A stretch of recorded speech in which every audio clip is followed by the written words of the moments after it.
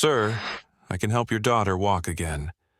The words came from a shadow, faint, unsure, and almost lost in the hum of the city. But they stopped Dominic Cross in his tracks. He tightened his grip on the wheelchair's handle, glancing down at Isla, his 8-year-old daughter. She didn't look up. She rarely did anymore. 2 years of heartbreak had stolen the light from her hazel eyes.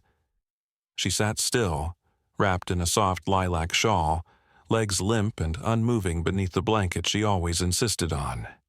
Maybe out of comfort. Maybe to hide what no child should have to face. Dominic's polished leather shoes contrasted painfully with the old metal wheels creaking beside him. He had walked this street 100 times before, but never like this.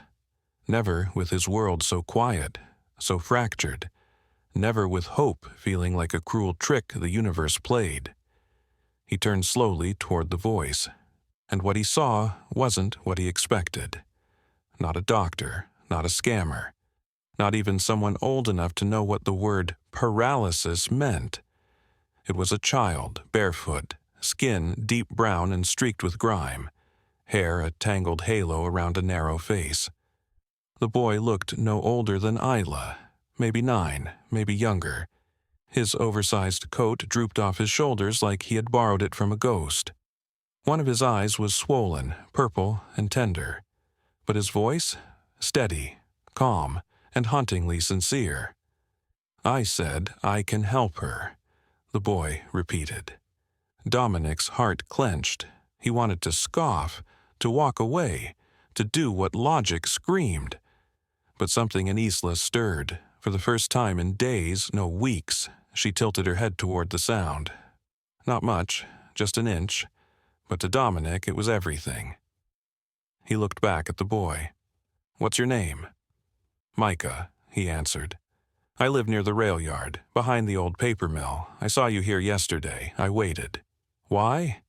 "Because I used to walk like her. I remember what it felt like when my legs forgot me." Dominic's breath caught. 100 doctors hadn't moved him like those few simple words just had. "I've taken her everywhere," he said quietly. "Boston, Zurich, Tel Aviv. Every hospital, every therapist, every energy healer, guru, charlatan, mystic. They all say the same thing. Her spine is too damaged. Her nerves are unresponsive. It's permanent." "Maybe," Micah said. "But maybe you haven't taken her to the right place yet." "And where's that? A lab? A hidden clinic?" Micah shook his head. "To my grandmother. She helped me. She doesn't take money, only trust." Dominic almost laughed.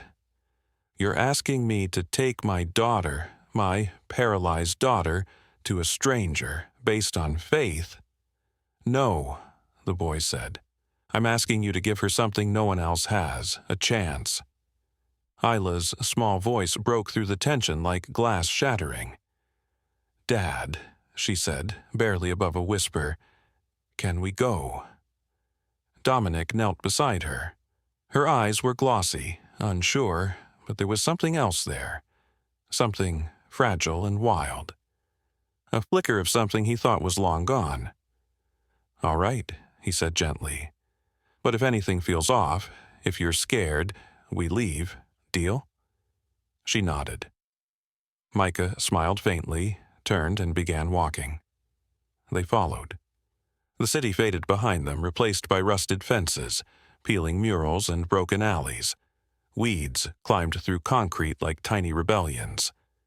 At every turn, Dominic fought the instinct to turn back. But then Isla would squeeze his hand ever so slightly, and Micah would glance back with that calm, quiet look, like someone who had already walked through something worse and lived to lead others out. After nearly half an hour, they reached a hidden trail, half eaten by vines and silence. At the end of it stood a cabin, if you could call it that. It looked like something out of a forgotten fairy tale, built of rough wood, shrouded in ivy, and humming with an eerie stillness. Micah stepped aside and nodded toward the front porch. "She's waiting," he said. Dominic hesitated, and then the door creaked open. Dominic didn't know what to expect as the door creaked open. Maybe an old shack filled with candles and incense, or a scam artist hiding behind ancient-sounding words and crystals. Instead, a woman stepped into the doorway, calm, upright, and oddly familiar. She wasn't young, but she wasn't frail either. Her silver hair was braided in long, thin ropes down her back, decorated with strands of thread and small bits of wood. Her eyes, bright green and sharp, looked straight at him, and then gently down to Isla. "I was wondering when you'd finally bring her," she said softly, speaking not to Dominic but to Micah. Micah gave a small nod, no words. He stepped aside, hands folded in front of him like a student showing someone to a teacher. Dominic's chest tightened. "You knew we were coming?" "She did," Micah said. "She always knows." "I didn't believe," Dominic muttered under his breath. "She did," the woman replied, looking at Isla. "And that's the only belief that matters." Isla, still seated in her wheelchair, stared up at the woman. There was no fear on her face, just wonder. The woman crouched down, knees creaking softly, and held out her weathered hand. "May I?" Dominic flinched. "May you what?" "Touch her knees," the woman said. "Nothing more. Nothing strange, just presence." He hesitated. Everything in him, the rational, CEO part, wanted to scream no. But then Isla looked up at him. "Please." And just like that, the wall cracked. He nodded.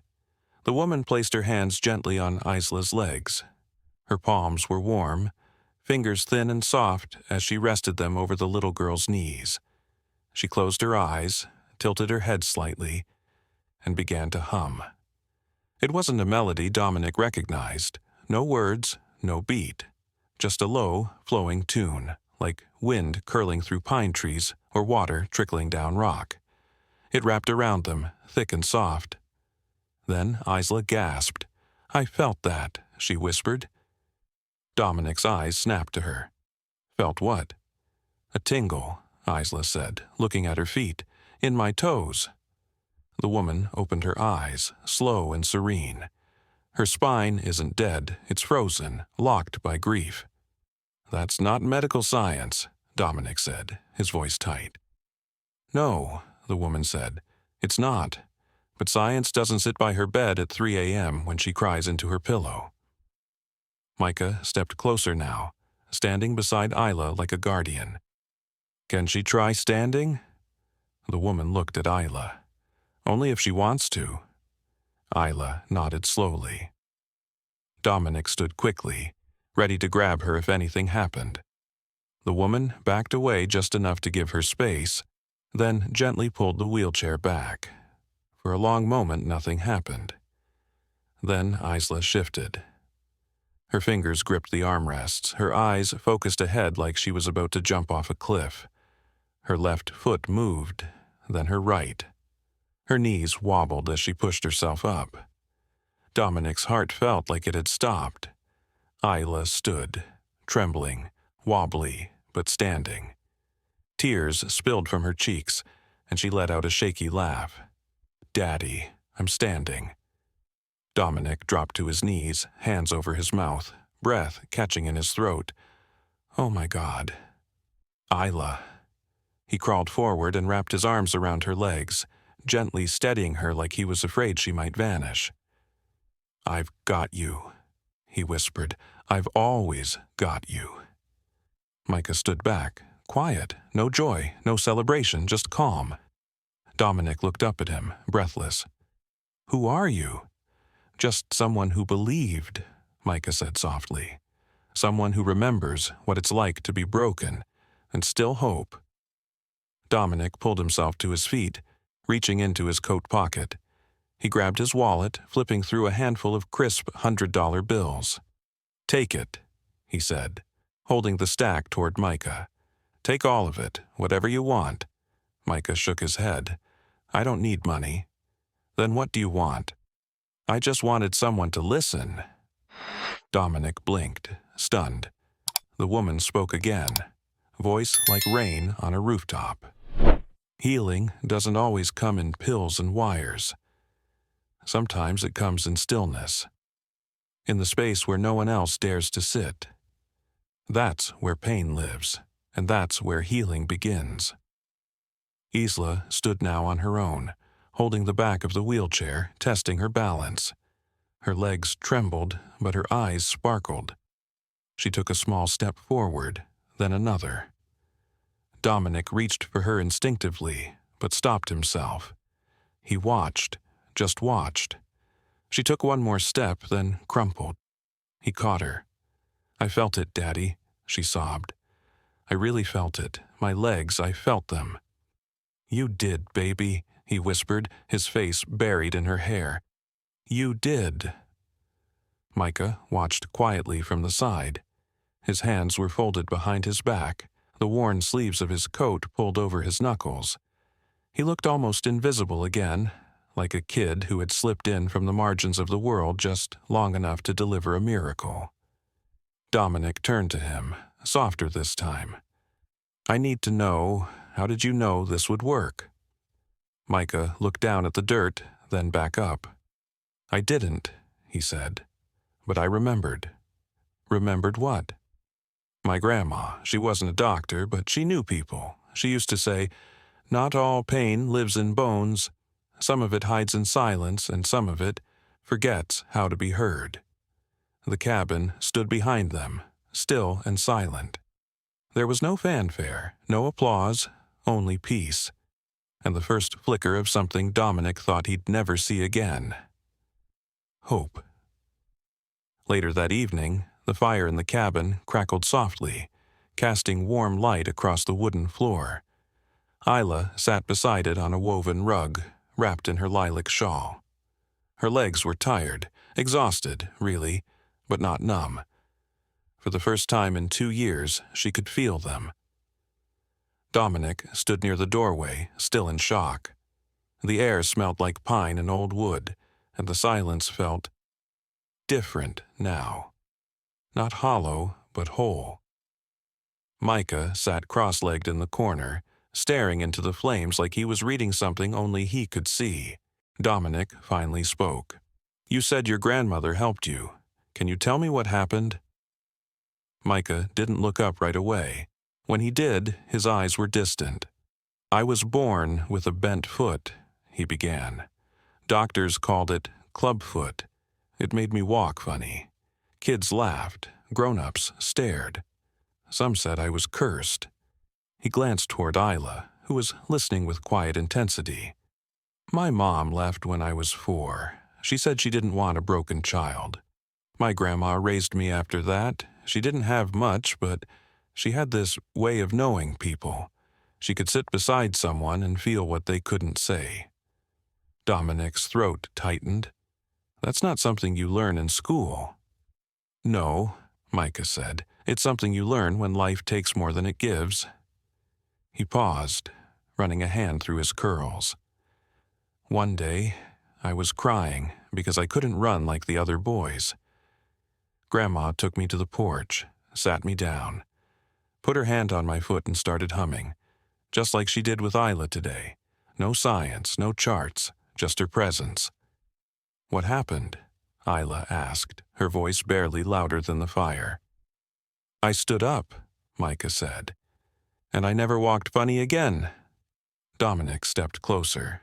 "That's miraculous." "Not really," Micah said. "It wasn't magic. She always told me healing doesn't mean fixing something. It means remembering you were never broken." There was a silence, not awkward, sacred. "Where's she now?" Isla asked gently. Micah's eyes darkened. "She passed last winter, pneumonia. No one came. I tried to tell people what she did, but they called her a fraud, said I was lying. So I left the shelter. Been on my own since." Dominic's jaw clenched. "You've been living on the street? Alone?" Micah nodded. "But I wasn't scared. I knew what she taught me. and I started helping people. Not with money or food, those come and go, but with what they really needed, someone to stay, someone to believe. Dominic felt something shift deep inside him. It was like meeting a prophet disguised as a boy. "You've helped others?" Micah looked away. "Sometimes it works, sometimes it doesn't. But I only help those who ask. You'd be surprised how many people would rather stay in pain than believe someone could see them." Isla blinked. "That's sad." "It is," Micah agreed. "But you didn't. You saw me, you heard me, that's why this worked." Dominic crossed the room, sat beside his daughter, and gently put his arm around her. "You've given us something we can never repay." Micah shrugged. "You already have. You listened." Dominic reached into his coat again and pulled out a small card from his wallet. It was bent and damp from earlier rain, but the number was still legible. "This is my personal contact. My assistant will answer any time, day or night. If you ever need anything, food, shelter, school, anything, you call this." Micah took the card with both hands, studied it like it was a piece of treasure, and slowly tucked it into the lining of his coat. He didn't say thank you. He didn't need to. The fire burned low, the cabin wrapped in stillness. Then Isla yawned, leaned against her dad's shoulder, and whispered, "Will I see you again, Micah?" Micah gave her a small smile. "If you ever forget how to believe, I'll probably be nearby." She grinned and reached out, wrapping her arms around him in a hug so soft and sudden that it took his breath away. It was the first time anyone had hugged him in over a year, and he didn't let go for a long time. A week later, the morning sun painted the schoolyard in gold. Isla stood at the front gate, flanked by classmates who whispered and stared. She wore a simple pink dress, her hair in 2 neat braids, and her hands gripped a small note card. Then she walked. Slow, careful, but steady. Across the schoolyard. Past the stunned teachers. Past the boys who used to ask, "What's wrong with her?" And when the reporters asked her, what changed? What was the turning point? She didn't mention doctors, or therapy, or money. She smiled and said, "A boy who believed I could." Meanwhile, 3 districts away, Micah sat at the edge of a crumbling fountain beside a young girl with bandages wrapped around her throat. She hadn't spoken since her brother died in a fire. People said she was mute now. That trauma had sealed her voice. Micah didn't ask her for her story. He didn't offer food or advice. He just sat beside her and began to hum, the same song his grandmother used to sing, because healing doesn't always start with medicine. Sometimes it begins with someone who simply refuses to walk away. Months had passed. The leaves had turned. The cold had returned.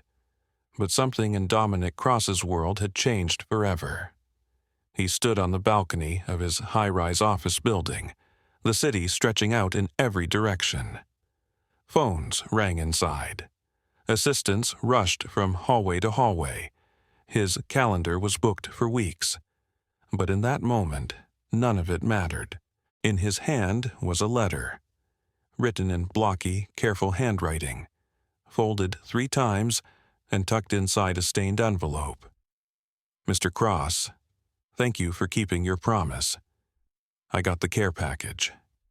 The boots were too big but warm. The blanket reminded me of Grandma, and the book, I read every page, twice. I'm not good at asking for help, but I'm trying. You told me to let people care, even when I don't know how. That stuck. Isla sent a drawing. She put me in it. That's the first time I've ever been drawn. I don't think I'm magic. I just think when people are broken, they don't need someone to fix them. They just need someone to sit beside them, someone who doesn't flinch when it's messy. Thank you for not flinching. Micah Dominic read the letter again and again, the words settling deep inside him like seeds waiting to bloom. He had sent Micah more than just supplies. He'd found a counselor who visited him weekly, off the books, quiet, discreet.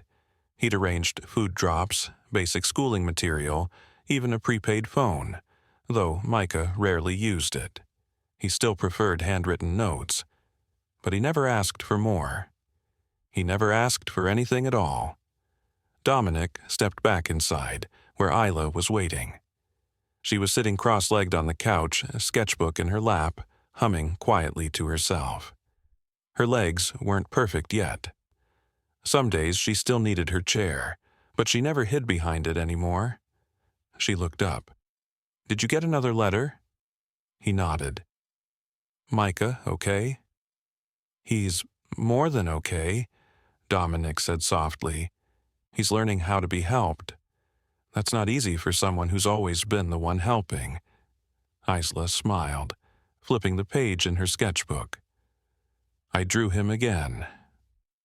Dominic glanced at the drawing. Micah stood at the edge of a small fire, his hands outstretched, light glowing from his palms. Not like magic, but like warmth, like presence. Around him were shadowy figures, people with bandaged limbs, broken hearts, tired eyes, and every single one of them was facing him, drawn to the light. "He doesn't even know how much he's changed my life," Isla whispered. Dominic sat beside her, pulling her gently into his arms. "He changed mine too." She leaned into his chest. "Do you think he knows?" "I think," Dominic said, "Micah doesn't need to know. He just needs to keep doing what he does. And the rest of us, we need to pay it forward." She nodded slowly. 3 days later, on a rainy afternoon, Dominic and Isla stood outside a small building just outside the city. No cameras, no grand opening. The door had a new sign painted by Isla herself. "The Listening Place," where healing begins with presence. Inside were 2 couches, a shelf of donated books, a kettle always boiling, and a large sign on the wall that read, "Not all pain is in the bones. Some of it hides in silence, and some of it just wants to be heard." Micah had never been there, but his fingerprints were on every corner. The Listening Place wasn't a clinic, it wasn't a shelter, it wasn't a school.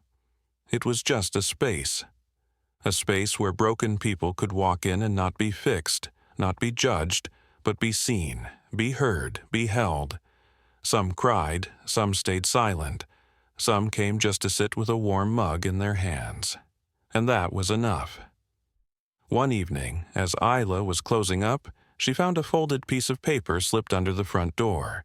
There was no name, just a sentence. "I saw the sign. It's working. Keep going. I'm still out here." She smiled. Micah had never stopped being Micah.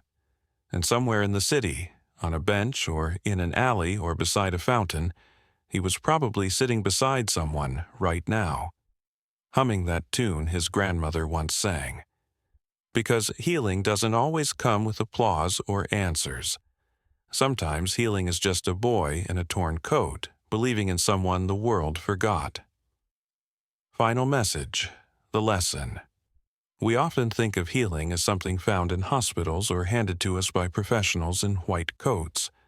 But sometimes healing looks like a whisper in the dark, a child who refuses to give up, a stranger who listens without judgment, a single moment of kindness that ripples across a lifetime.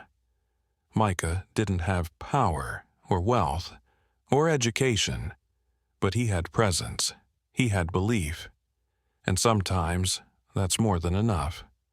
So the next time you pass someone who looks lost, broken, or invisible, don't fix them, don't save them. Just sit with them and stay.